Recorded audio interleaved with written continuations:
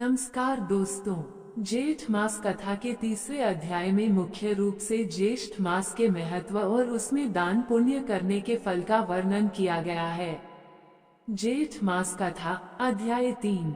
स्कंद मुनि ने ऋषियों से कहा कि ज्येष्ठ मास सभी पापों का नाश करने वाला है और भगवान विष्णु को अत्यंत प्रिय है। इस मास का महात्म्य सुनने मात्र से और जल दान करने से मनुष्य के जीवन भर के सभी पाप धुल जाते हैं। ऐसा मनुष्य इस लोक में तो सुख पाता ही है, साथ ही मरने के बाद परलोक में भी आनंद का भागी होता है। इस अध्याय में एक साधु और उनके शिष्य की कथा भी बताई गई है। काशी नगरी में एक धर्मात्मा साधु रहते थे, जो हर साल ज्येष्ठ मास में व्रत और स्नान किया करते थे। एक बार ज्येष्ठ का महीना चल रहा था।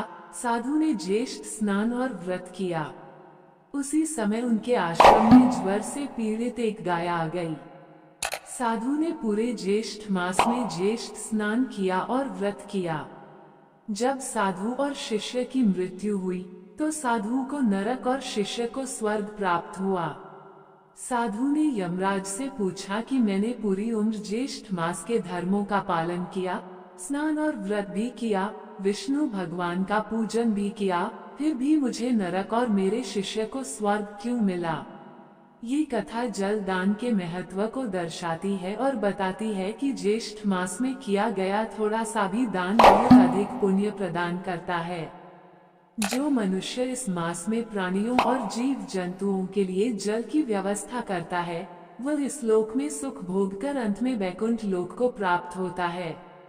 इसके अतिरिक्त कुछ कथाओं में चित्रकूट में भगवान राम के निवास, शूर्पणखा प्रसंग और भगवान विष्णु के गोलोक धाम के दर्शन का भी उल्लेख है, जहां श्रुतियों को गोपियों का रूप प्राप्त हुआ। यदि आप जेठ मास के अन्य अध्यायों या किसी विशेष प्रसंग के बारे में जानना चाहते हैं तो कृपया बताएं। दोस्तों, वीडियो लाइक शेयर सब्सक्राइब करें।